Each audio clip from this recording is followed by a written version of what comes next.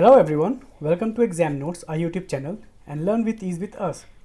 So ये है हमारा वीकली कोर्स है on current affairs for the competitive exams और इस वीडियो में हम लोग कवर करेंगे 6 मार्च से 12 मार्च के लेके सारे इंपॉर्टेंट करंट अफेयर्स। वैसे इस वीक में इतना ज़्यादा कुछ था नहीं because of assembly elections in the 5 states, but जो भी इस वीक की इंपॉर्टेंट करंट अफेयर्स हैं we will cover it. So this is about me, my name is Prakash Dubey and I have done my history major from Jamia Millia Islamia. And for earlier videos, please click on the I button. Yeah, the first news is about turtles. So अभी government of India ने क्या किया था कि GPS जो है, जो GPS device है वो टर्टल्स के बैक पे लगा दिया था एंड उसको वो देखना लोकेट करना चाह रहे थे और उसको देखना चाह रहे थे कि इसका जो एरिया है वो कितना कवर होता है इन टर्टल्स का। सो लेट्स सी ये टर्टल्स है क्या, ये किस टर्टल्स कौन सी स्पीशीज़ के बारे में बात कर रहे हैं, then we'll go into the news. So ये जो टर्टल्स है जिसकी हम लोग बात कर रहे हैं, this is north river terrapin and it is a rare fresh water turtle. So it is very important to note that it's a fresh water turtle, मतलब ये सलाइन वाटर्स में नहीं रहता है, ये फ्रेश वाटर में रहता है and it is native to south east Asia. South east Asia मतलब जैसे अपना यहाँ पे अगर यहाँ पे मैं मैप बनाऊँ तो ये रहा अपना इंडिया। सो यहाँ पे बांग्लादेश आएगा, तो यहाँ पे जैसे इंडिया है, बांग्लादेश है, म्यांमार है, सब इन सब रीजन्स में ये जो टर्टल है बहुत ज़्यादा फैला रहता है, इसका जो स्प्रेड है। So and they are categorised as critically endangered by IUCN red list. That's why this becomes very important because ये आर जो एक तो टॉप में होते हैं इंडेंजर्ड लिस्ट में, ये लोग वहाँ पे लाई करते हैं। So they are currently found in Bangladesh, India and Myanmar, जैसे कि मैंने आपको बताया, and they are mostly aquatic but use territorial sites for nesting. मतलब ये ज़्यादातर समय पानी में रहते हैं बट नेस्टिंग का जब इनका जो सीज़न होता है जहाँ पे ये लोग एग्स ले करते हैं वो लोग यहाँ पे टेरिटोरियल मतलब ज़मीन में करते हैं। The terrapins use areas like estuaries, rivers and mangrove. Estuaries वो होते हैं जहाँ पे जो बैक वाटर है, जो जहाँ पे मतलब बीच नहीं बनती हैं, लैंड जो पानी का और समुद्र डायरेक्ट सीधे आ जाता है, कोई बीच नहीं बनती, उस एरियाज को बोलते हैं एस्चुरीज। एंड सो ये जो एरियाज होते हैं ये नेस्टिंग के लिए बहुत ज़्यादा इनके लिए फ़ायदेमंद होते हैं, शॉर्ट ऑफ इनके लिए बहुत ज़्यादा फेवरेबल होते हैं। सो IUCN के हिसाब से दे आर क्रिटिकली इंडेंजर्ड। जैसे मैंने आपको बताया, इंडिया का जो वाइल्ड लाइफ प्रोटेक्शन एक्ट है उसके हिसाब से they are under schedule 1 and CITES जो है, जो इनका ट्रेडिंग का जो जहाँ पे जैसे जो इलीगल ट्रेड होता है उस एनिमल्स की कैटेगरी में ये अपेंडिक्स 1 पे है, मतलब इनका बहुत ज़्यादा ट्रेड भी होता है। सो ये न्यूज़ में इसलिए था बिकॉज मैंने आपको बताया कि जीपीएस जो है इनके बैक पे यहाँ पे इंस्टॉल किया गया है और इसमें से एक जो टर्टल है वो बांग्लादेश पहुँच गया था। जो वहाँ के बांग्लादेश के अथॉरिटीज़ को ये खबर मिली कि यहाँ पे इनको ऐसा टर्टल मिला है जिसके जीपीएस फिट हुआ है। सो उन्होंने इंडियन गवर्नमेंट को बोला है कि प्लीज़ अपना यहाँ से टर्टल ले जाइए जो आप यहाँ पे स्टडीज़ के लिए यूज़ कर रहे थे। So the objective of the initiative was to ascertain the habitat, breeding pattern and movement of the species. मतलब जो हैबिटेट, इनका हैबिटेट कितना स्प्रेड है, इनका ब्रीडिंग पैटर्न क्या है, कौन से सीजन में ये अंडे एग लेस करते हैं और ये लोग कैसा मतलब कौन से मतलब टाइम पे कहाँ पे करते हैं, और इनका जो मूवमेंट है स्पीशीज़ का वो किस किस एरिया में होता है। So that's it about this news. Now going to the next news, it is about artificial intelligence and machine learning can put judiciary on the fast track. And this ये जो यहाँ पे जो आर्टिफिशियल इंटेलिजेंस, जो as new technologies की बात हो रही है, कैसे हम लोग के जुडिशरी को, जैसे आप जान रहे हैं कि जुडिशरी में बहुत सारे केस पेंडिंग रहते हैं, तो हम लोग कैसे जुडिशरी को इससे और फास्ट कर सकते हैं। बट यहाँ पे इसके ड्रॉबैक्स भी हैं। फास्ट करने का तरीका ये हो सकता है कि हम लोग जो केसेस हैं उसको जल्दी जल्दी लाई करें कि जो टाइमली जो केस की जो डेट्स होती हैं वो टाइमली मिल जाए, जो अपॉइंटमेंट्स होते हैं, जो प्रोसेस होता है एप्लीकेशन का एंड ऑल, वो जल्दी मिल जाए। और जो फेस टू फेस जैसे जो कोई किसी को लोगों को परेशानी होती है कोर्ट में आने में, मान लीजिए मैं यहाँ से किसी MP के किसी गांव से यहाँ पे मेरे को केस लड़ने जाना है हाई कोर्ट में या फिर सुप्रीम कोर्ट में, सो यहाँ पे मेरा रिसोर्सेज बहुत ज़्यादा खर्चा होगा। इससे बेटर ये रहेगा कि अगर आप ऐसी कोई एक सेंटर बना दे कि हर गांव में, जहाँ पे आप साइबर एक क्या बोलते हैं कंप्यूटर्स का नेटवर्क बना दे, जिससे मैं वीडियो कॉन्फ्रेंसिंग के थ्रू मेरा केस सुना जा सके, तो इससे यहाँ पे बहुत ज़्यादा वो रहेगी, हेल्प मिलेगी सबको। और ऑफ कोर्स कोविड-19 पेंडेमिक में जो यूज़ है फॉर द फाइलिंग, मतलब जैसे फाइलिंग के लिए, वर्चुअल हियरिंग्स के लिए बहुत ज़्यादा राइज हुआ है, बहुत ज़्यादा इसका यूज़ हुआ है। But the use of machine learning in India's legal sphere has also been restricted to automatic back end work. मतलब यहाँ पे सिर्फ अभी जो बैकएंड है, जो पेपर वर्क है उसके लिए किया है, डिसीजन मेकिंग के लिए अभी ऐसा कोई टूल तैयार नहीं किया है। और इसी के लिए हमारे पर यहाँ पे क्वेश्चन है, बिकॉज इंडिया में जो जुडिशियल जो जस्टिस होता है वो बहुत ज़्यादा इमोशंस के ऊपर भी डिपेंड होता है, हर चीज़ें यहाँ पे क्लैरिटी या फिर एविडेंस के बेस्ड पे नहीं होती हैं। दैट्स वाई कि किस हद तक हम लोग आर्टिफिशियल इंटेलिजेंस को यहाँ पे यूज़ करें, इसके ऊपर ये बहुत ज़्यादा बड़ा क्वेश्चन आता है। ऐसा इस न्यूज़ में ऐसा कुछ कोई फैक्ट्स एंड ऑल नहीं थे, बट मेरे को आपको ये न्यूज़ बतानी थी कि आर्टिफिशियल इंटेलिजेंस और मशीन लर्निंग कैसे जुडिशरी में यूज़ हो सकता है। Now going to the next news is about winged visitors from abroad flock to the wetlands in Punjab.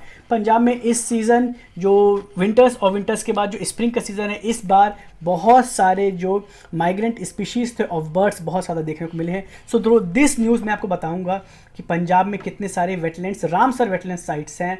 So let's see कि पंजाब में 1 2 3 4 5 6 there are total 6 sites of Ramsar wetland जो यहाँ पे पंजाब में है। सबसे जो पुरानी साइट है यहाँ पे मुझे लगता है वो है हरिका लेक जो पंजाब में है। देन उसके बाद ऐसे तो फिर बहुत सारी हैं। फिर जो सबसे लेटेस्ट है वो है केशव मियानी कम्युनिटी रिजर्व और Nangal wild life sanctuary. Nangal wild life sanctuary वो जो भाखड़ा नंगल वाला जो एरिया है, जो वहाँ पे जो डैम बना है उसी के अंतर्गत आता है। ये जो यहाँ पे आपको 6 दिख रहे हैं, ये 6 रामसर वेटलैंड साइट्स हैं। ऐसे तो वेटलैंड्स बहुत सारे, ऐसे तालाब बहुत सारे होते हैं जो, पर जो रामसर साइट्स होती हैं ये इंटरनेशनल इंपॉर्टेंस की होती हैं, ये सिर्फ 6 हैं। और फिर बैकग्राउंड में देखा जाए तो इंडिया के पास अभी 49 साइट्स हैं जहाँ पे जिसको रामसर का स्टेटस मिला है, and this is highest in the south Asia. So it is a big number. Uttar Pradesh के पास सबसे ज़्यादा साइट्स है विच इज़ 10। और अभी लेटेस्ट मैंने एक वीडियो बनाया था और 30 जनवरी और 5 फरवरी के बीच के वीडियोस बनाया था, जिसकी आपको यहाँ पे आई बटन में लिंक मिल जाएगी। उस वीडियो में मैंने पूरे अच्छे से वेटलैंड्स क्या होते हैं और वेटलैंड्स के इंडिया में कैसे कैसे, और लेटेस्ट जो 2 वेटलैंड्स अभी ऐड हुए हैं उनके बारे में मैंने बहुत अच्छे से समझाया। तो please watch that video also. Now going to the next news, it is about Russia sanctions may not dent army preparations because आप लोग सभी को पता होगा कि इंडियन आर्मी जो है, इंडियन जो पूरी फोर्स है वो बहुत ज़्यादा रशिया के ऊपर डिपेंड रहती है for arms and ammunition. But यहाँ पे इंडियन आर्मी ने क्लैरिफाई किया है, so due to ongoing tussle between Russia and Ukraine, India को एज सच कोई, इंडियन आर्मी को to be specific as such कोई फर्क नहीं पड़ेगा। So it is a very big news अगर हम लोग किसी के साथ ऐसा टसल होती है आने वाले समय में। सो बट हम लोग को पर इससे कोई फ़र्क नहीं पड़ेगा। इंडिया के पास वैसे भी बहुत ज़्यादा आर्म्स एंड एम्यूनिशन है, तो इंडिया एज सच कोई बैकड्रॉप में नहीं है। और ये सिर्फ 3-4 महीने की बात है, उसके बाद वैसे भी प्रोडक्शन एंड ऑल, ये जैसे ही टेंशन खत्म होगी, ईजी होगी, यहाँ पे प्रोडक्शन और यहाँ पे इंडिया को सप्लाई मिलने लग जाएगी। Now going to the next news, it is about locally made trainer aircraft finishes sea trials। से ये बहुत बड़ा डेवलपमेंट है मेड इन इंडिया के लिए। इंडिया की जो CSIR जो यहाँ का रिसर्च इंस्टीट्यूट है उसने, और यहाँ की जो नेशनल एरोस्पेस लेबोरेटरीज़ है NAL ने मिलके एक बहुत ही अच्छा फ्लाइंग जो एक एयरक्राफ्ट होता है जो बहुत ज़्यादा यूज़ हो सकता है फॉर ट्रेनिंग पर्पसेस, ये इंडिया के साइंटिस्ट ने खुद बना लिया है। So that's a very big news. So let's see कि इस वीडियो में इस न्यूज़ में और क्या क्या इंपॉर्टेंट था। सो इट इज़ जो इसका जो नाम है, इसका जो नाम रखा गया है, it is Hansa NG। So it is a aircraft trainer, जो इसको मतलब स्पेसिफिकली इसीलिए बनाया गया है। So it is developed by CSIR, मतलब council of scientific and industrial research, which has been established in the year 1959, plus NAL, National Aerospace Laboratory, a constituent of Council of CSIR. It is the only government aerospace research and development laboratory in country's civilian sector. So this becomes very important.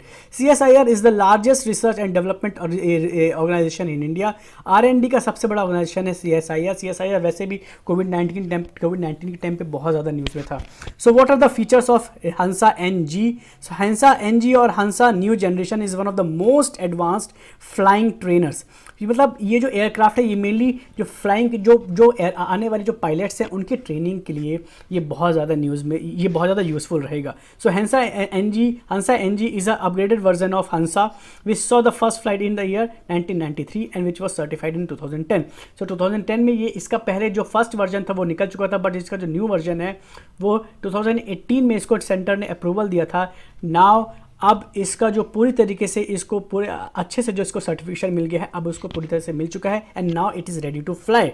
So yeah, so why this aircraft is ideal at this aircraft is ideal for commercial pilot licensing due to its low cost and low fuel consumption. So जैसे मैंने बताया कि अगर कोई flying clubs हैं या फिर जहाँ कहीं ट्रेनिंग होती है पायलट्स की, प्राइवेट में अगर आपको कहीं प्रैक्टिस भी करनी है, आपको उड़ाने, आपके पास अगर लाइसेंस है तो आपको उड़ाने का शौक है, तो उन सब चीज़ों के लिए ये एरोप्लेन बहुत ही अच्छा रहेगा. Now going to the next news, it's about cabinet notes for new firm to monetise land assets. Now ये है क्या, न्यूज़ में है क्या? सो सबसे पहले हम देखेंगे कि what is asset monetisation scheme. So it is the process of creating new source of revenue for the government and its and its entities by unlocking the economic value of unutilised and under utilised public assets.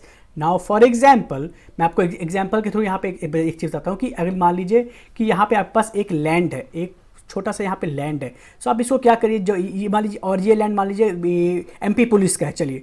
सो यहाँ पे government क्या करेगी, यहाँ पे government यहाँ पे इस structure तैयार करके किसी एक रेस्टोरेंट को दे देगी. सो नाउ ये जहाँ पे जो बैरन लैंड पड़ा था, यहाँ पे जिसका कोई यूज़ नहीं था, वहाँ पे गवर्नमेंट ने एक स्ट्रक्चर बना दिया. नाउ गवर्नमेंट और ने इसको फिर किसी रेस्टोरेंट को लीज पे दे दिया या फिर किसी रेस्टोरेंट के यहाँ पे किसी रेंट पे दे दिया. Now government is earning money from it and this is a very big source of money for the government. So government needs all these types of schemes कि जिससे हम लोग के हमारे पास जो अंडर यूटिलाइज्ड या फिर अनयूटिलाइज्ड जो एसेट्स पड़े हैं वो हम लोग कैसे उससे ज़्यादा से ज़्यादा पैसे कमा सकें. सो what are the needs of this scheme? So India needs more infrastructure but the public sector simply doesn't have the resources to rebuild it. वही जैसे मैंने बताया कि हमारे पास लैंड तो है, हमारे पास कोई चीज़ तो है, बट हमारे पास उसको पैसे लगाने के लिए, उसमें उससे पैसे वापस कमाने के लिए हमारे पास कोई रिसोर्स नहीं है. तो for setting new infrastructure one can think of bringing in the private sector with a contractual framework for it has to do. हम लोगों ने कॉन्ट्रैक्ट में किसी को दे दिया, वहाँ पे वो स्ट्रक्चर बना दिया, अब हम उससे पैसे कमा सकते हैं. So and then let it bring its own resources. वो अपना खुद का रिसोर्स लाएंगे, हमको कोई टेंशन नहीं है, हमको बस उनको बाद में पैसे देने हैं जब हमारे पास हमारी अर्निंग होने लग जाएगी. To recognise there are more risk in the construction stage and it is perhaps better to let the public sector build the assets and then sell it off to private players, or it is not an outright sale, let the private sector manage it. जैसे मैंने आपको बताया कि अगर मान लीजिए कोई government किसी बैरन लैंड में कोई एक रेस्टोरेंट या फिर कोई हल्का सा कंस्ट्रक्शन करके किसी प्राइवेट प्लेयर को दे देती है, they can manage the things and they can give the government the money. So now what is National Land Monetization Corporation? It is a wholly owned government of India company. The finance minister last year had announced this special purpose vehicle. मतलब special purpose vehicle का मतलब होता है कि सिर्फ उसी काम के लिए ये कोई कंपनी को बनाना. SPVs बोलते हैं इनको, special purpose vehicle. So this has been proposed in the union budget of the last year 21-22.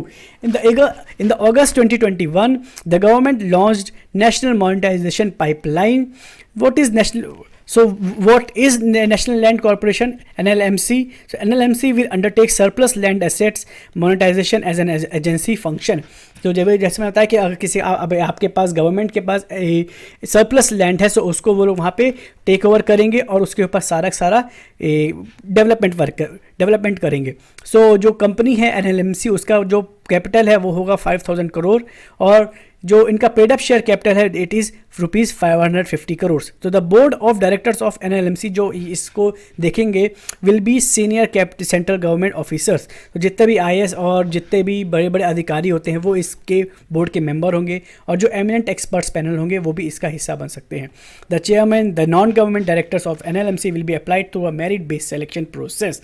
Merit based selection process पे इनका वो होगा, इनका अपॉइंटमेंट होगा. The new company which will be set up under the administrative jurisdiction of finance minister, this company will be under finance ministry. This NLMC will be under finance ministry and the NLMC will hire professionals from private sector as well.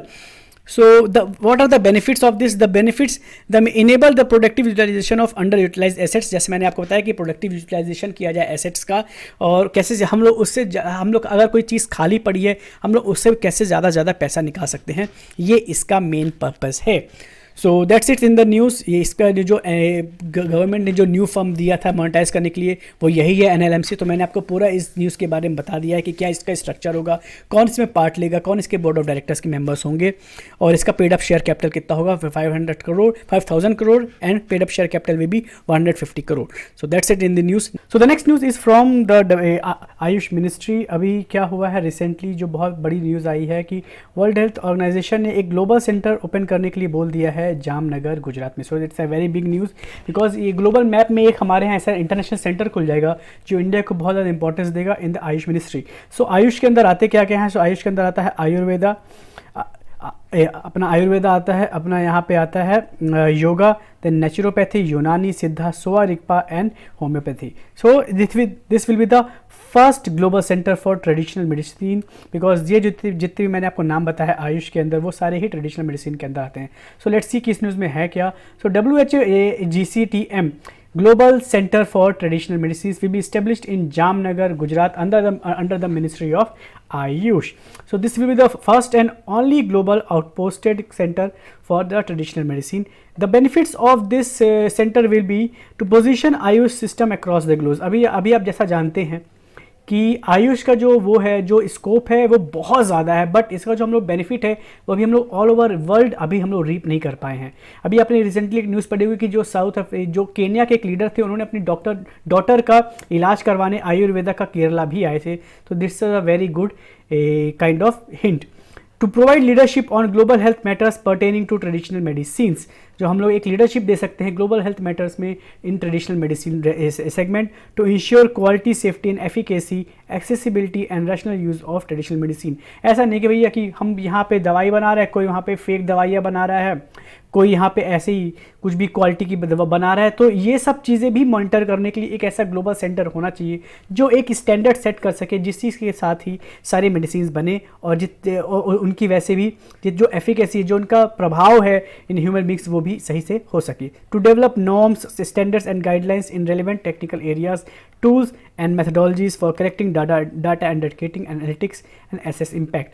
अब जहाँ पे जो impact कर रहा है, किसी लोगों का कैसा इम्पैक्ट कर रहा है, कहाँ से कैसा फीडबैक आ रहा है, कहाँ पे कैसी दवाइयाँ मिलती हैं या फिर कहाँ पे कैसे हम लोग को रॉ मटेरियल मिलते हैं, उन सब का भी करेक्शन करेगा ये ग्लोबल सेंटर।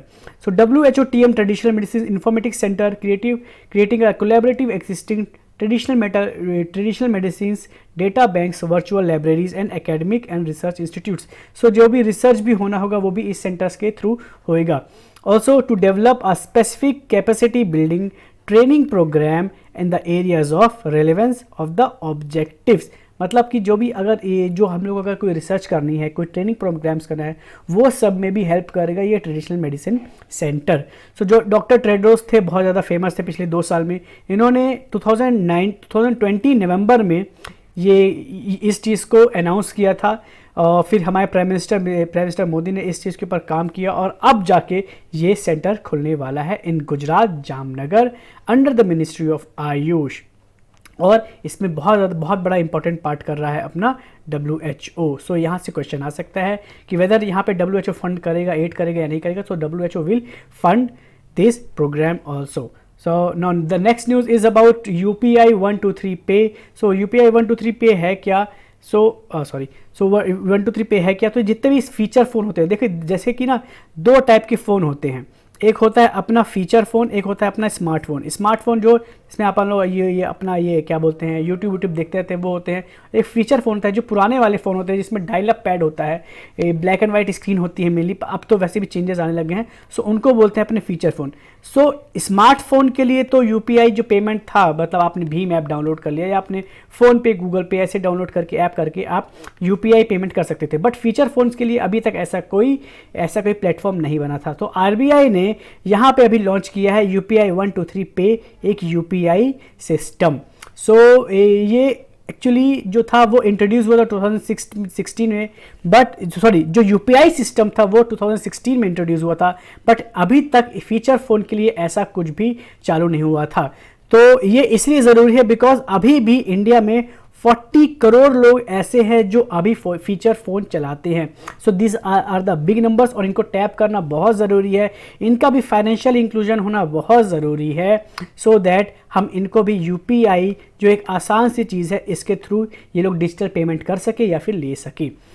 इसके पहले एक सिस्टम होता था *99#, इसके थ्रू ये लोग बहुत ज़्यादा पेमेंट करते थे, इसको बोलते थे USSD based process. But according to RBI ये ज़्यादा पॉपुलर नहीं हो पाया and this process has been considered as cumbersome. बहुत ही प्रॉब्लमेटिक प्रोसीजर था बिकॉज अभी भी जो इस फीचर फ़ोन होते हैं वो बहुत ज़्यादा बुजुर्ग लोग या फिर जो हल्का सा लिटरेसी में जो कम होते हैं वो लोग यूज़ करते हैं। So with UPI 123 Pay, feature phone users will be requested to go through an onboarding process where they can have linked their bank account to their feature phone and then set a UPI pin। जैसे अभी आप लोग जानते हैं कि एक 6 digit UPI pin हम लोग बनाते हैं फॉर UPI पेमेंट। ऐसे ही जब आपके पास अगर कोई फीचर फ़ोन है, मान लीजिए एक एक्स पर्सन के पास फीचर फ़ोन है, तो वो अपने बैंक से कनेक्ट करके एक 6 डिजिट UPI पिन ले सकता है और थ्रू 4 वेज वो यहाँ पे ये ऐसे पेमेंट कर सकता है। So this 4 options are with which will without internet connectivity. This is very much important. So ये यहाँ से एक स्टेटमेंट आ सकता है। So this 4 option will be without internet connectivity. So first is interactive video voice response. Interactive voice response क्या होता है? IVR। फर्स्ट इज IVR क्या होता है? जैसे मान लीजिए आप किसी टोल फ्री नंबर पे कॉल करते हैं तो वहाँ से एक नंबर आवाज़ आती है जो कंप्यूटर जनरेटेड होती है कि आप 1 दबाइए, प्रेस 2 करिए। तो इसके थ्रू आप एक बार ये ऐप UPI यूज़ कर सकते हैं। Second is app based. अब आप बोलेंगे यार फीचर फ़ोन में ऐप्स कहाँ से होते हैं? बट अगर आप याद करेंगे तो हम लोग पुराने नोकिया फ़ोन में स्नेक गेम भी खेलते थे, बहुत सारे अलग अलग गेम खेलते थे, वो भी ऐप्स ही थे, वो भी एप्लीकेशन ही थे। सो ऐसा ही सिंपल से एक फीचर फ़ोन के लिए भी ऐप बनाया जा सकता है जिसके थ्रू हम लोग पेमेंट कर सकते हैं। Third will be missed call facility. आप किसी मर्चेंट को आप अपने बैंक को कॉल करेंगे, मिस्ड कॉल देंगे, वहाँ से वो कॉल करेंगी, आपसे UPI पिन पूछेंगे, आपसे ऑथेंटिकेशन करवाएंगे और फिर आप किसी से भी पेमेंट कर सकते हैं। And the fourth and last will be sound based proximity. Sound waves का जो यूज़ करके मान लीजिए आपके मोबाइल से एक साउंड निकलेगी, एक ऐसी साउंड की तरंग निकलेगी जिसके थ्रू आप ये पेमेंट कर सकते हैं। अभी स्लोली इसके ऊपर और ज़्यादा डेवलपमेंट होने बाकी है but these are the 4 methods जिसके थ्रू हम लोग यहाँ पे एक फीचर फ़ोन में UPI पेमेंट करना बहुत ज़रूरी है। So why UPI is very important because अगर आप यहाँ पे डेटा देखें so in the financial year 2021-22 41 lakh crore का हम लोग यहाँ पे एक यहाँ पे रीच कर रहे हैं फाइनेंशियल ये मतलब ट्रांजैक्शन में। बट अगर हम लोग फीचर फोन्स को भी इसमें ऐड कर देंगे तो ये नंबर बहुत ज़्यादा हो जाएगा और हम लोग इससे और सारे लोगों को फाइनेंशियल इंक्लूजन दे सकेंगे। So that's it. इस न्यूज़ में बस इतना ही था। Now going to the next news is about maritime corporation. इस न्यूज़ में ऐसा कुछ था नहीं बट मैं आपको ये बताने के लिए कहता कि हमारे यहाँ पे ज़रूरी नहीं है कि भैया जो सामने दिखता है बस वही काम होता रहता है। हमारे जो NSA है मिस्टर अजीत डोभाल, ये भी पीछे बहुत सारे ऐसे ऑफिसर्स होते हैं जो पीछे रह के हमारी डिप्लोमेसी को बहुत स्ट्रांग करते रहते हैं। सो अभी भी इन्होंने लेटेस्ट एक 5th NSA लेवल टॉक किया है, कंक्लूड किया है मालदीव्स में थर्सडे में और इन्होंने फोकस किया है मैरीटाइम कॉर्पोरेशन के ऊपर बिकॉज जैसा कि आप देखेंगे अगर ये है इंडिया अपना, सो इंडिया की बहुत ज़्यादा बाउंड्री है, यहाँ पे ये पूरा समंदर है तो यहाँ पे अपना श्रीलंका हो जाता है, यहाँ पे अपना आ जाता है मालदीव्स, यहाँ पे अपना आ जाएगा लक्षद्वीप, यहाँ पे आएगा मालदीव्स। तो इंडिया ने इंडिया 1, श्रीलंका 2 एंड मालदीव्स ये दोनों मिलके लास्ट टाइम भी एक ऐसा समिट किए थे, एक ऐसा कॉन्क्लेव किए थे। बट इस टाइम ये क्या हुआ है कि इस टाइम पे हमारे जो 2 नेबर्स हैं, हमारे जो एक और नेबर्स हैं मॉरिशियस, उन्होंने भी इस बार यहाँ पे इस कॉन्क्लेव को ज्वाइन किया है और हमारे जो अलग अलग एक और 2 नेबर्स हैं बांग्लादेश एंड सेचल्स, वो भी इस बार इसमें पार्टिसिपेट किए हैं बट एज अ ऑब्जर्वर। अभी यहाँ पे ये मेंबर नहीं बने हैं बट अभी ये ऑब्जर्वर हुए हैं। Next step will be they will also be considered as members. So कौन कौन से 3 नेशंस यहाँ पे जो पार्टिसिपेट किए हैं? Mauritius, second Sri Lanka, third is Maldives, fourth is India and 2 observer states are Bangladesh and Seychelles. So ये 6 कंट्रीज है जो इन्होंने मिलकर मैरीटाइम कॉर्पोरेशन किया है और ये मैरीटाइम कॉर्पोरेशन जो कॉन्क्लेव था ये अपना मालदीव्स में हुआ है। So please remember this thing. एक फाइल डॉक्यूमेंट जो साइन हुआ उसको बोलते हैं अपन लोग कोलंबो सिक्योरिटी कॉन्क्लेव जो यहाँ पे अभी रिसेंटली मालदीव्स में कंक्लूड हुआ है। Now going to the next news is about Char Dham project. चार धाम प्रोजेक्ट बहुत ज़्यादा न्यूज़ में था, बहुत ज़्यादा इसका क्रिटिसिज्म भी हुआ by various environmentalist. So let's see कि ये न्यूज़ में क्यों है और अभी यहाँ पे इसमें लेटेस्ट क्या डेवलपमेंट हुआ है।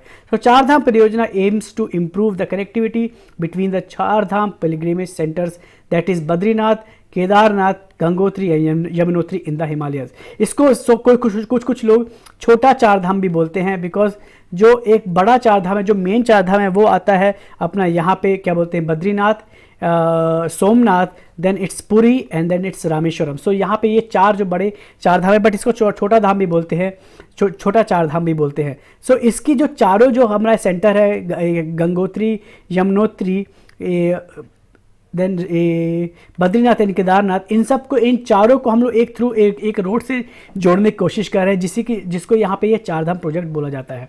So it will widen almost 900 kilometres of highways connecting the pilgrimage sites of the Tanakpur and Pithoragarh stretch of national highway 125 of the Kailash Mansarovar Yatra route. तो इससे एक ये रूट को भी कैलाश मानसरोवर के लिए भी ये बहुत ज़्यादा इंपॉर्टेंट हो जाएगी।